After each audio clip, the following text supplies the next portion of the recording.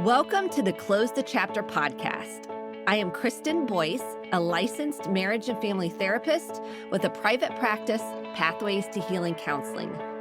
Through conversations, education, strategies, and shared stories, we will be closing the chapter on all the thoughts, feelings, people, and circumstances that don't serve you anymore and open the door to possibilities and the real you.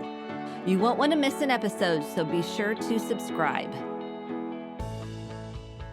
Welcome to this week's Close the Chapter podcast. You made it back, or maybe you're a first-time listener. Welcome in. We are so glad you're here. You matter, you're important, and you're loved, and you're enough. And if you don't hear that enough, I want to tell you that more. And hopefully we can work through the shame that says you're not good enough, there's something wrong with you, you're defective, to believe the truth that you have worth and value. And in today's episode, we're going to be talking about high conflict couples, but really we're talking mainly about just couples and conflict and communication and attachment wounds and how they play into our conflicts and how to really create more security and connection in your relationship. I first was drawn to the work of Jennine and Jackie because they wrote a book. So let me share with you more about my guest today. Jennine Estes, a licensed marriage and family therapist with a heart set on making a big difference in the world of relationships. With 20 years of experience under her belt doing relationship counseling, she created a group practice called Estes Therapy in San Diego. Her team is comprised of 16 therapists, and she really likes to train other therapists as well. She is certified in emotionally focused therapy and the co-author of the book, Help for High Conflict Couples. And it's a guide for couples looking to untangle their relationship issues, heal the past, and boost their communication game. And it's not your typical self-help book. The book is full of practical, action-oriented steps to guide couples through twists and turns of building a stronger, more connected relationship. And then we had her co-author, Jackie, joined us, which was fantastic, Weilich. And they both shared about their personal experiences with couples and then some really helpful metaphors. She is a licensed marriage and family therapist and owner of her own private practice, Therapy by Jackie. She has a master's of science in marriage and family therapy and degrees in both psychology and sociology, with a focus on couples, relationships, attachment, trauma, and emotions. Jackie's passion is helping people find deep joy in themselves and in their relationship, using her advanced training and research-based therapies such as, or theories, emotionally focused therapy and Gottman method couples therapy. She previously worked at the Gottman Institute for 5 years, one of the world's leading research institutes for couples and relationships, where she was exposed to revolutionary research on love and relationships. So let's jump in. Feel free to tag me on social media at Kristen D. Boyce. Grab the journal if you haven't already at kristendboyce.com.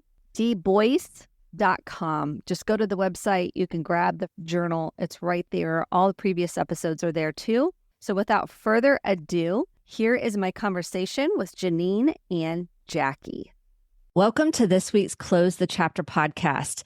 This is such an important topic because how many of you are out there feel like you're in this place where you don't know how to work through conflict with your partner? And I've got just the perfect guest to help you navigate conflict resolution. How do we work through things? How do we communicate better? How do we connect better? So I am so excited to have Jennine and Jackie joining me, who just wrote the book, right? Did you finish it up in December 2023? Yeah, it just launched in January.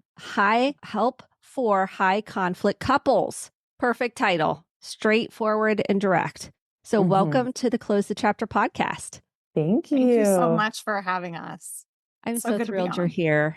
So let's start with a little bit about yourselves. So tell the audience who you are, and then we're going to jump into how you got to write the book. Okay, well, I'll start. This is Jackie. My name is Jackie Weilich. I am a licensed marriage and family therapist. I own my own practice called Therapy by Jackie. I'm located in Washington State, but I see clients virtually in California. And I've been extremely passionate about couples and relationship counseling from the get-go. I always knew I wanted to be a therapist, but from the beginning, I knew I wanted to help couples. And so when I found emotionally focused therapy, which is what the book is based on, I was so excited to begin working with Jennine, and that's how we met. I was her associate, and we kind of connected in that way. And so, yeah, I love helping couples in my practice. It's really fun. I love that. And I love that's how you Yeah. guys met, was doing couples work. Beautiful. Yeah, we found each other through emotionally focused therapy, and then we started our relationship just being colleagues and working together ever since. It's been great. That's fantastic. So Jennine, tell us a little bit about yourself. Yes. Hi, everyone. My name's Jennine Estes, and I am a licensed therapist as well, but I have been working with couples for 20 years. I started up my business called Estes Therapy and gradually built it up to having 2 locations, a group of clinicians, and being the relationship hub in San Diego, just focused on relationships. So high conflict couples are our thing. That's what walks in the door. And we decided to write the book on high conflict. I'm so glad you did, because let me tell you, everybody needs to know how to navigate conflict at the end of the day. I mean, Yeah. we are like lost. We didn't get the skill set we needed to know how to communicate in a healthy way, connect with each other. We have all these defenses we've built up from childhood and trauma and all these things. So let's define what a high conflict couple is. What would you consider a high conflict couple? High conflict couples, these are kind of what we've decided. The way that we look at it is high conflict couples are the same as regular couples, but with the volume kind of metaphorically turned up on high. So the reactions are a lot more intense. So it might be the ice cold shutdowns, severe shutdowns, or the extreme intensity in the body where people are reacting in a lot of volatility, anger, blaming, slamming doors, really intense emotions turned up on high. So when we are kind of defining conflict, what would you say these couples have patterns of? Like, what would you say? Slamming doors, kind of yelling, screaming, dysregulation. What else would you see in these couples?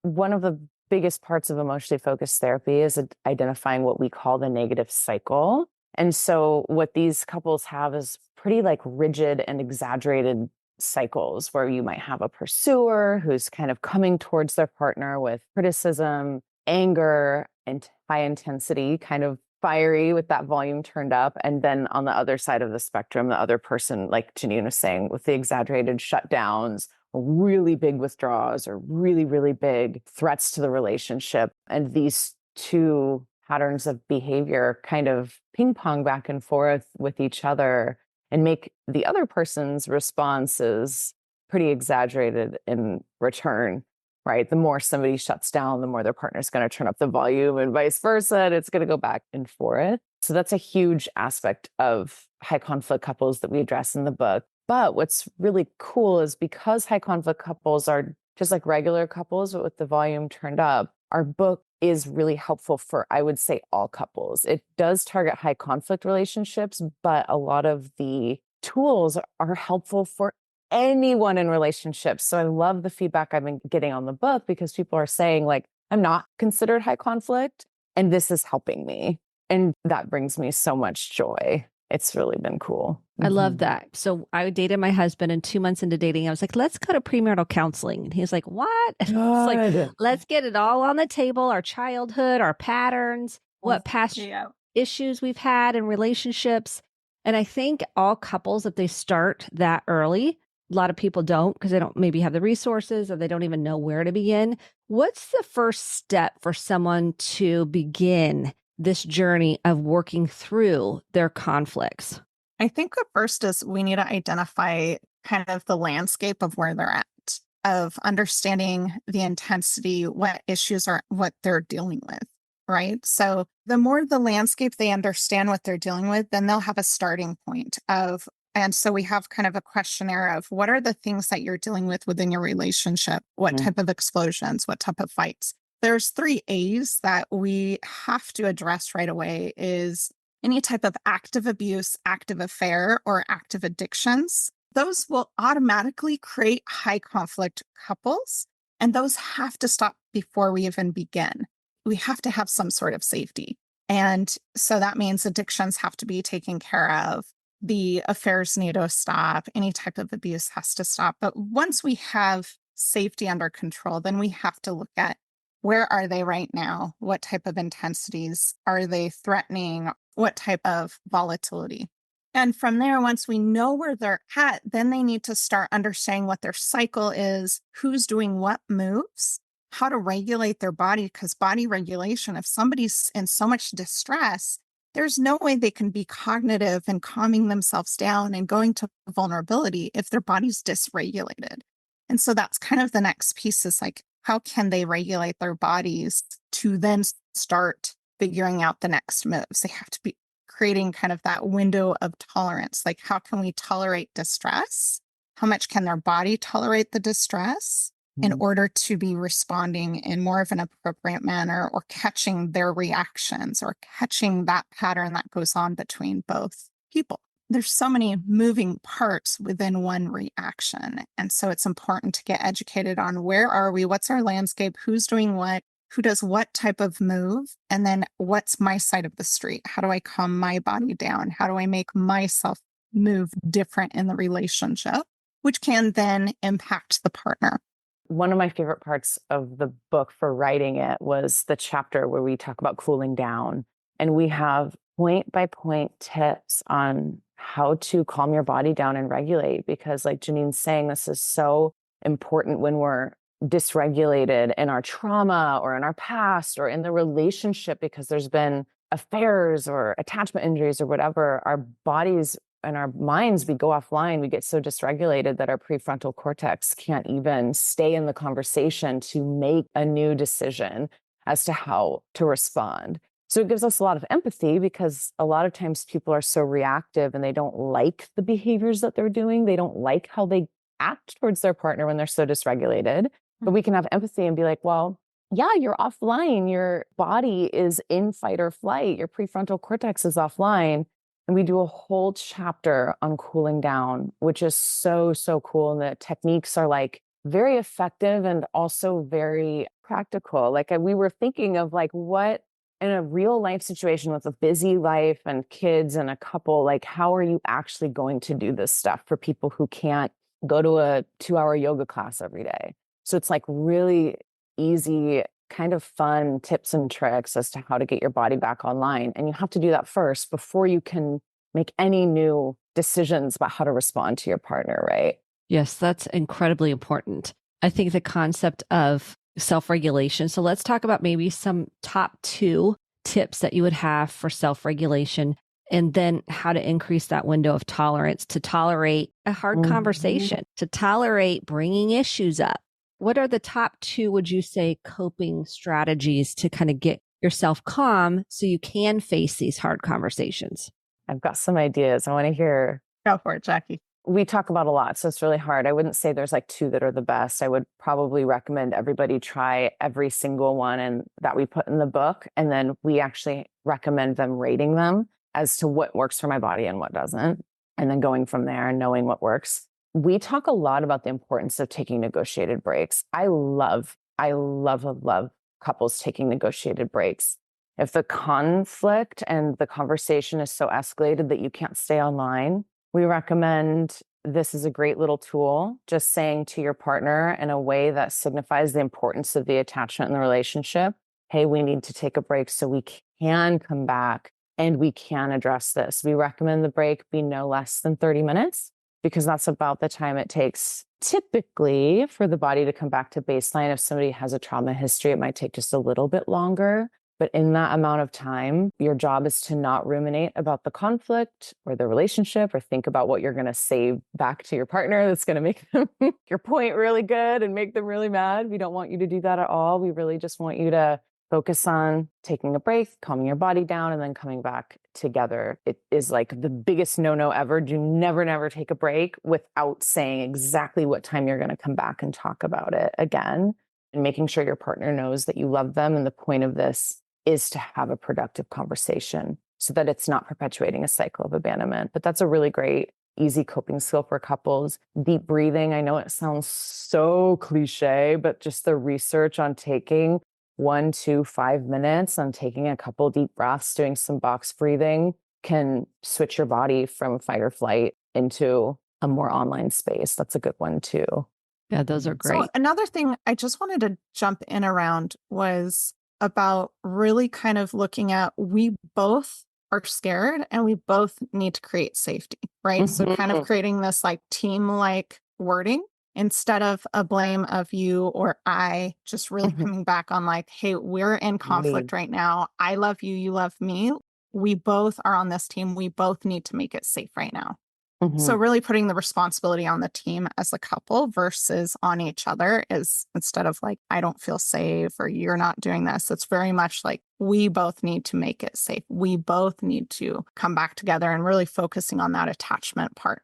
I think that's an important point, that I don't feel safe. People come in and say that a lot. I don't feel safe. So saying, I love you, I care about you, and let's kind of using we language. Let's take a we language instead of an I language when you need to take a break.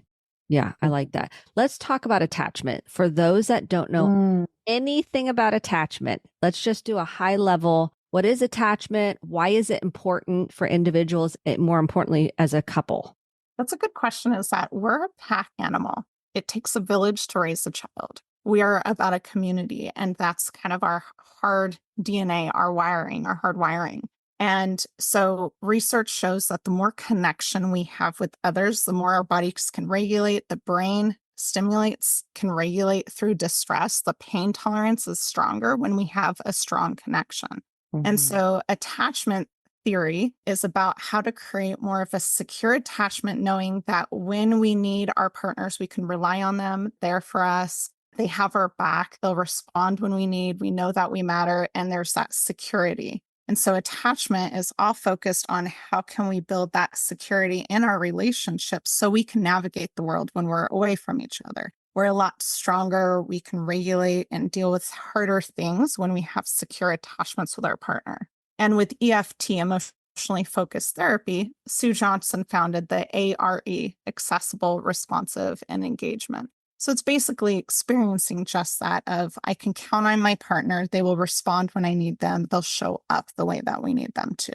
It's like if I go to the ledge and I'm super vulnerable and terrified and I jump and I share something vulnerably, I need to know my partner's going to catch me. I'm not going to land on my face. Basically, that attachment theory is about all of that, is just knowing that if I do take a risk, you will show up for me, but I'm also going to jump to you in a secure way, in a safe way. So I love thinking about, when we think of attachment theory too, we think a lot about like babies, right? Because a lot of our attachment is formed, I can't quite remember, I think it's before the age of 3, like our attachment styles even are kind of ingrained into us. And the coolest part is that it's plastic, it's fluid, it can change at any time. And that's the point of our book, is to help people who do not have a secure attachment style to feel empowered to be able to create one with their partner. And there's a lot of research on kids, that kids with secure attachment styles are more adventurous. You'll take them to a playground and they're actually going to go run away and go run and jump and play on things and meet new people. And then they're going to come back to their primary caregiver and seek comfort and reassurance and fill up their cup. And then they can go back out and explore. We're no different as adults. I think we always think that when we grow up, we're so different in our attachments, but it's the same. I hear a lot of couples maybe expressing like a fear of losing some sort of independence or something when creating this more safety and connectedness with their partner. And it's like, no, people who have a secure attachment, these couples, they feel their safety extends to the other person and out into the world around them. They feel so secure in themselves that they can kind of go out in the world and like be really authentic and be who they are. Yeah, I think this is an important concept for people to understand. What attachment styles do high conflict couples have? Like, are you seeing a secure attachment with a high conflict couple at the beginning? not at all. No.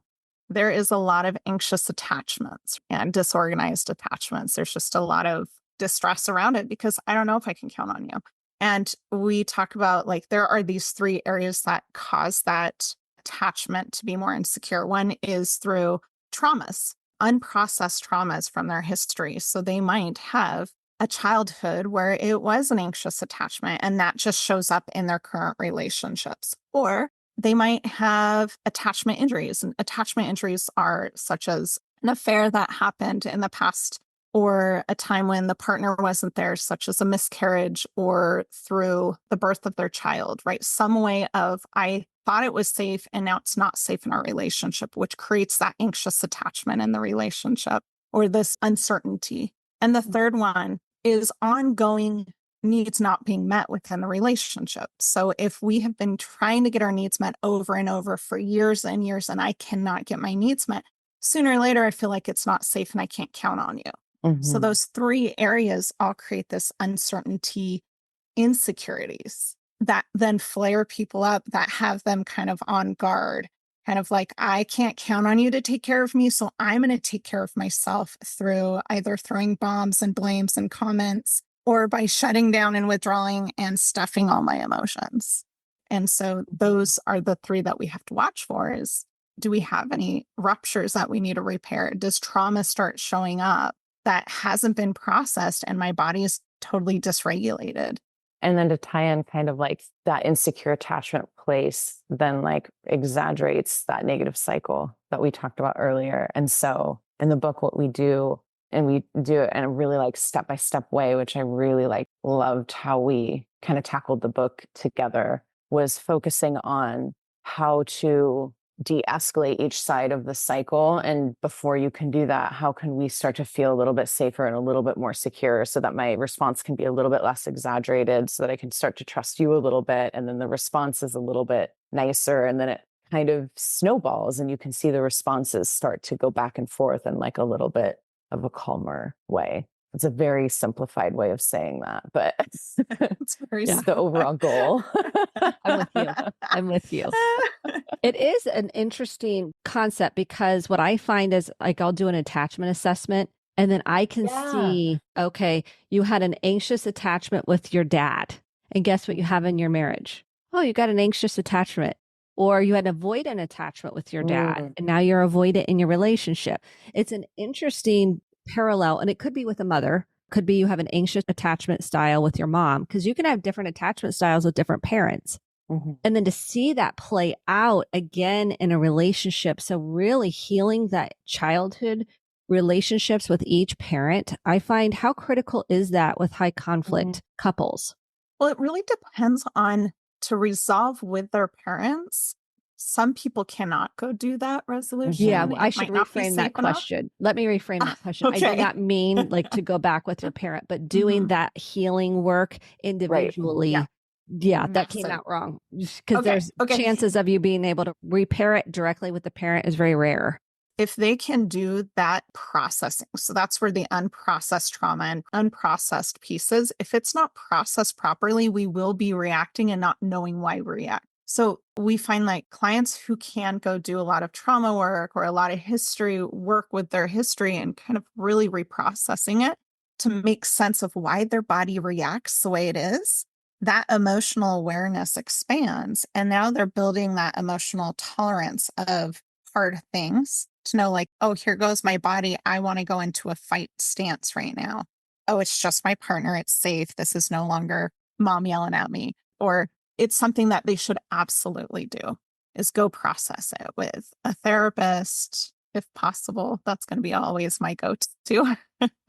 Right. And then in the trauma chapter, we really focus on kind of developing like a more nuanced view of trauma. And we have an assessment for people to take, which I think is really helpful, which is like, do I have trauma? And we include examples of more nuanced views of what could have been traumatic that can be influencing like the person's reactions in their relationship now. Because we all know, right, how many people show up in session and they say, no, I don't have any trauma. I don't know why I'm yelling at my partner all the time. But then we find out, well, actually, you do have trauma, but it just might not in your mind have been defined as that. It's not just, we have a saying in our book, like it's not just war veterans that have trauma. Trauma can be being bullied, traumatic experiences, not just with parents, but maybe with siblings. There's tons, we could think of hundreds of examples, but it's important to help people realize like the different ways it can show up.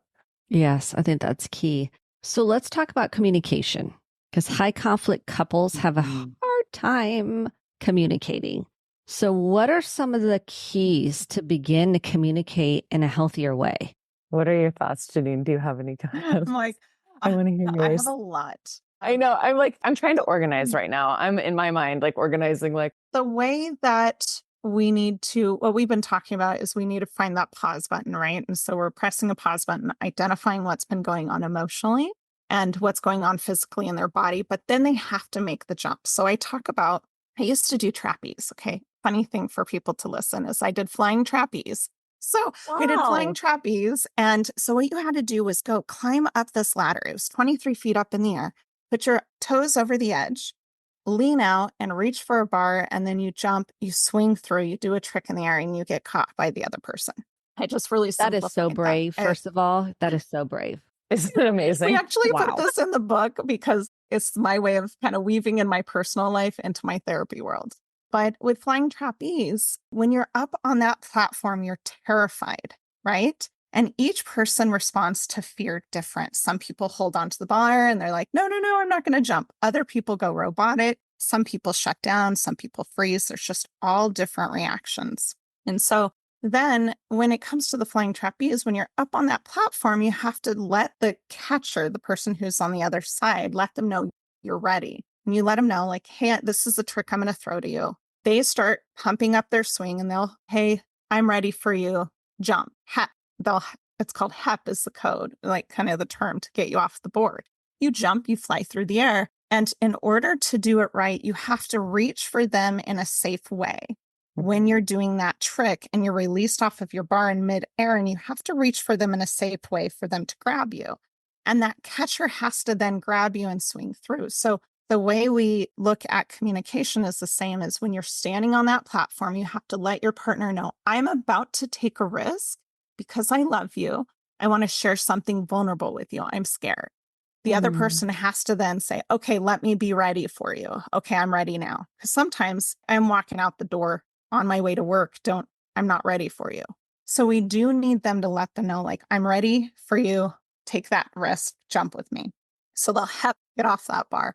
Then the person who's sharing the risk, they have to share it vulnerably of here's what's coming up for me, and really putting the spotlight on them, on I'm really scared. I'm really whatever it is, in a very raw, vulnerable way, not in an attacking way. The reach for the catcher, they have to do it in a very raw, vulnerable way without any bombs, without any blames. Any type of criticism will come out. So you have to really shed that and just saying, like, here's where I am, and reach. They have to say what they need for that moment because they're scared, right? They're jumping through the air. They're scared. And that partner then has to show up and say, okay, I see you. I've got you. Tell me more. Does that make sense? That makes perfect sense. And the person's like, I mean, like you said, there's many different responses on both sides. Both sides, right? Mhm. And so there's a lot of times we think, oh, my partner should just know what I want. And actually, that is false. At times, they might know what you need, but other times they have no idea that you're up on that platform terrified and that you need your partner, that I'm about to share something scary. Partner has no idea. And so it's your job to say, I'm scared. I'm going to share something with you vulnerably. And then they have to share. And then the other person has to show up. So they have to give a response that says, your feelings matter to me. They're valid. I care about what you have to say. I care about how you feel. And then the ask for what they need. We have to ask for what we need. That's going to give us comfort right now. A lot of times clients will say, I just need you to just understand that in the future when I take these, and they give these global things, global kind of needs or wants, and we have to get more specific. Right now, while I'm flying through the air, I'm terrified, and here's what I need from you right now to comfort me. I need you to hug me. I need you to tell me it's safe and that you're not going to leave me. I need reassurance, right? They have to ask. When high conflict couples, in the beginning of when they start doing the work, vulnerability is actually used against each other. So vulnerability in the beginning, working with high conflict, that is the last thing I want my couples to do, is go vulnerable, because it gets used. The first thing is we need safeties. That means no F-bombs, no walking out the door, no slamming doors, no cursing, right? We have to really create that structure of safety, no disappearing acts. Once we do have that safety, then we put in the vulnerability, and then we take those risks. And then the other person has to catch them, because if not, they'll fall flat on their face they make that jump and the person does not catch them and doesn't respond, they'll fall flat on their face and they'll say, I'm never going to do that again. They put their armor back on and they go back into, I'm going to take care of myself. I don't need you.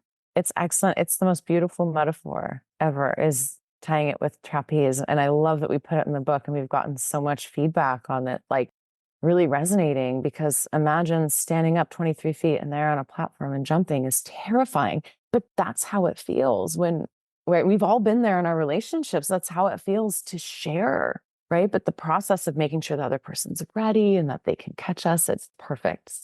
The language So when is that beautiful. person is in an anger state, frustrated, agitated, anxious, we have to understand that's a protective kind of armor. I've got my gloves on. I can't count on you to take care of me. You are not my teammate. And so people go into this anger and frustration. We have to remember, no, this is my partner. They love me. They're scared too. When both people are on that ledge, when I was doing the flying trapeze and running some of the classes, seeing the people scared, they hang on tight. They have all these different reactions because they're scared. And we need to all remember that these anger reactions are because they're scared, but we need to press that pause button, slow it down.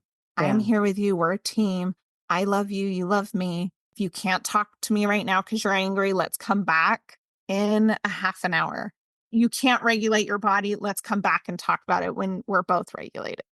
And at that point, then we want to do that vulnerability and taking that risk. Because you don't want to fly on a trapeze to someone else if you're dysregulated and the other person's dysregulated. I'd be like, no way am I going to jump into your... Exactly. I don't believe you're going to catch me because you're not even regulated. So that picture of the trapeze and dysregulation, neither one, if you're one person's dysregulated, it's not going to work. It's absolutely will not. And that's why we have to like press that pause button. How can I show you safety? I used to leave. I'm going to stay. I used to get quiet. I'm going to tell you that I'm thinking about things. What you have to say matters. I'm still processing. Give me a few moments. Or I used to get big and loud and threaten. And now I have to, hey, I know I used to threaten. I'm not going to do that right now. I'm really working on not getting big and loud. I think this is big for couples to be able to get to the place of self-awareness, to know when they need to calm down because they're so busy blaming the other person. Like, you're the problem and you're doing this. I would say 3 fingers are pointing back at ourselves when you're pointing the one finger to your couple. It's like, I love that. Right? You're like, you got 3 fingers pointing back to yourself, but they have a real hard time. They think the other person's the problem. How do you work through that pattern when someone's like, it's really not me, it's them? Well, and that's part of the problem right there, is the blame. That's part of escalation. And we actually find that people who do the shutdown will say, well, I just stayed quiet the entire time. But the quiet actually is part of the escalation. The partner's thinking like, are you there for me? Do you even care about what I'm saying? They increase their volume to be heard. And the more they increase their volume to be heard, the more unsafe they begin for the other person, right? And so they end up becomes this ping pong back and forth of one person might blame of, oh, you did this, you did this, you did this. And that is the pointing language, right? That is part of escalation. But the shutdown is also part of the escalation. Because they can look real calm in the office, the one that shuts down, and the other one can look real intense. So you have to really navigate that. We can look at Gottman's 4 apocalypse, horsemen of the apocalypse, which is stonewalling, contempt, criticism, and withdrawing. And you're going, well, it's a poo-poo platter. What are your top 2 that you go to that are defenses that you're trying to protect yourself? I like how you framed it for everybody, just so they know what that is. What is the biggest challenge for high conflict couples?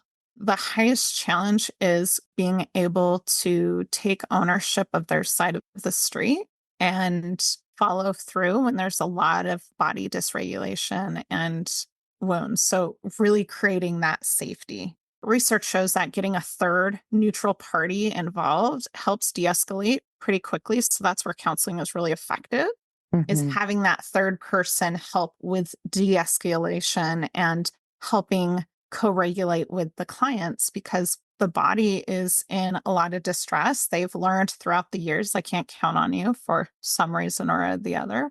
So helping them own their side of the street and understand how their side of the street while in pain, right? So I think about if we have severe amounts of pain, it's hard to then track how their behavior is hurting the other person because they're so consumed in their pain that they can't see past their own pain to see the impact on the other person or how it's influencing the other person or the cycle. So it's kind of, I think of a screen door. And if you have a dirty screen door, you can't kind of see through it. I mean, that's kind of a gross screen door. But there is something about when my pain is so big, I just can't see you. I don't care if how I react hurts you because my pain is too big. And so really kind of breaking down their pain and helping them be seen and heard and understood and creating hope is the hardest part. But once you get there and you can help organize why they both do things and they can start understanding their pattern, understanding their partner actually has hurt and start seeing each other is where we start to see the shift.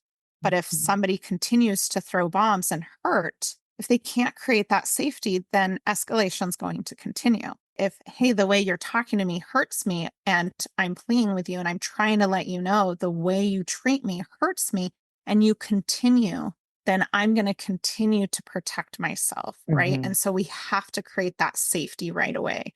So the boundaries, we put boundaries in at like the first chapter of like, these are the boundaries we have to do. Here's some no-goes and what else, right? What are some no-goes?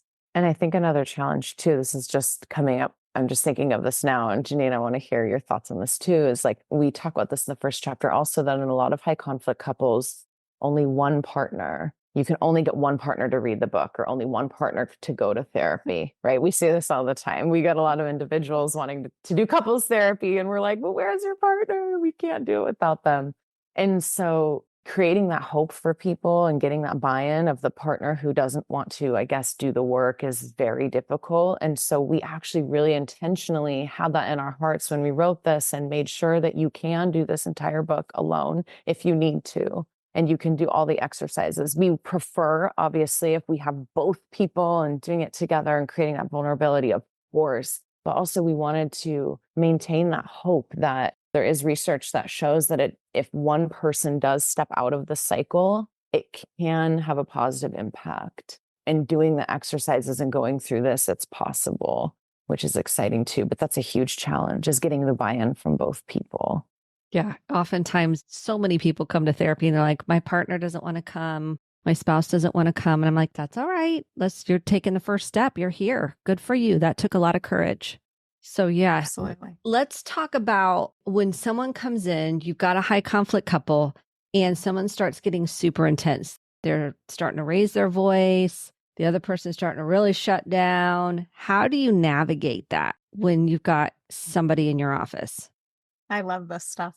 Mhm. We lean into it and we actually will, you're going to follow the emotion in the room, right? There's a lot of emotion in the room and whoever's one person shutting down, one's getting bigger. I'm usually like, talk to me, don't talk to them. And I really put in some I will be a lot more active and directive when needed, when it's highly escalated. I lean into it. I lean into the punch and talk to me, don't talk to your partner because that pattern doesn't work. So let's try something different. And I like to organize it that way. And if somebody's shutting down, that's an indicator of a lot of overwhelm and that they are feeling a lot. And it doesn't feel hopeful for them to engage in that point because they know that battle will keep going. So as a clinician, I'm going to lean into it, talk to me, don't talk to them. And I'm going to do 10 minutes with one person talking about their experience, go over to the other one, try to organize it without having them getting into their pattern, right? Like blame, shut down, attack, criticize, withdraw. Pursue, withdraw is a common pattern. And so we'll just say, hold on, we're not going to do that. You get to do that for free outside of here. Let's try something different. So I like to bring in humor. Yeah, I like to bring in some humor with my clients too. That helps diffuse things, I'm sure. So let's talk about practical things at home that people can start doing that they want to shift the pattern. We talked about self-regulation kind of being the first place, noticing your body, kind of taking those, you have those in your book. If you need more tips in terms of how to self-regulate, how do they start? Like, what are some practical things they can do to start breaking patterns in communication and anything else? One thing that might be helpful kind of at the beginning of this healing journey, if people are like, I want to start doing this at home, where do I begin? Is maybe they can just get out a piece of paper and start writing down what they see with their partner, if the partner's open to it, or they could do it alone, and what they see their pattern is, with the format of, when I blank, I notice you blank. And when you blank, I notice that I blank, right? And you start to see how your behavior is influencing your partner and how your partner's behavior is influencing you. And doing so, we have this as an exercise in the book, but in doing so, you're kind of creating your ability to notice what we would call as your negative cycle, which is one of the first things we do with our couples when we use emotionally focused therapy. And then the goal and the point of all of that is not to blame or use that against your partner, but is to stop it. So when you start to notice that, then outside of that little exercise, at home, you're standing in the kitchen and you go, oh, here we go. Okay, this is what I wrote down as part of the cycle. I think we're starting to get into it now, is to collaboratively with your partner using like the we language, and all of this is saying like, hey, we are starting to get into our cycle. Let's press pause. Let's do something else. I think stopping the cycle is one of the very first most helpful steps for couples. So what Jackie's saying is, when you take out that paper, is writing down who does what behaviorally and what emotion and intention is underneath those behavior. And once you have that pattern, being able to put a name to it and call it out. Hey, we are doing the tornado, or we are doing the whatever it is. And as she's described it, is the more that you can understand your pattern, if you pull on a baby mobile, the whole thing moves. So if we just move one person in this pattern, it only takes one person to step out of the cycle. And that's where the emotionally focused therapy piece comes in. As clinicians know, if we can get one person to step out, both people can step out. One person's not blaming, the other one can't get into a defensive mode. If one person doesn't shut down, then the other person won't keep throwing bombs at the wall. So we need to understand fully what your pattern is to stop it and try something different. And I think the most important thing of all of this is what Jennine weaved in, which I'm so glad you did, because I forgot to mention, is the most important part is like the emotions underneath. Is so then you start to see, you could write on that piece of paper what I think my partner might be feeling in this moment. That's in our book, and that's really important. So when you say on this paper, I watch my partner shut down, and then you can go, what do I think they might be feeling in that moment? And you can just take a guess. And then that's where we want to go. Maybe they feel hurt or overwhelmed or in pain or whatever. And that core vulnerability and like connecting to the heart of the matter. I mean, that's what all of this is about, is seeing the pain that our partners are in and having empathy for that vulnerability.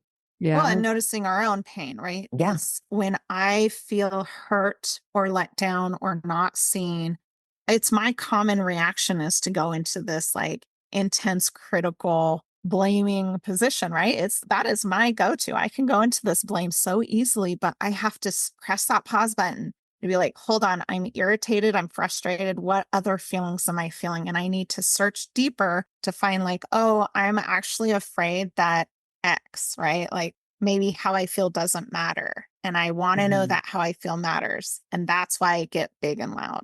So I'm a really good pursuer, which in relationships.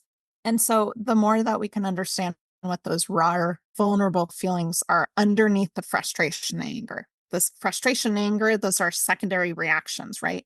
It's a reactive kind of emotion. We need to know that primary raw feeling. And once we get that, then we can share it. Yeah, I think it's so important, that self-awareness piece, because it's like, and when we were able, my husband and I, to map out, he bends towards shame, but underneath it is fear. I bend towards anxiety, but underneath it is fear. So you can really understand, like if I say something, it can trigger his shame. And if he says something, it can trigger my anxiety. And then, but underneath it, we're both in fear. So it's like when you we're both scared. That's really what it is. I mean, that's really underneath the whole couple dynamic, really, when you think about it. We've just used different mechanisms to cover it. We're not like shaking in a corner. People think fear is like, we're like paralyzed. I'm like, sometimes it can look like that on an extreme freeze state, right? Or it can be so subtle in the nervous system it lives. I mean, it's so subtle. But when we recognize those were our bends, I go more towards anxiety. He goes more towards shame. We're like, oh, well, this all makes sense. Why we act the way we do? Yeah. And why we have our defense and protective mechanisms. And I think when we can start doing that, naming and looking at that, to your point, we go, oh, okay, now it's up to me to recognize it. And I always see couples go, well, now you're in shame. And I'm like, well, that's not really what we're doing. Like, because we're telling the other person what's happening. I want you focused on what your experience of yourself is. Yeah, do your side of the Like, street, right? you're doing this. And I'm like, well, wait a minute. We've left our lane. And I think that seems to be the biggest challenge for couples a lot of times. They're like, but you do this. If someone brings up something, how do you help couples kind of get back on track, back in their lane? And that is hard for you, isn't it? Tell me about how hard it is when your partner's doing that. Tell me about what that's like in your body. Just bring it right back to them.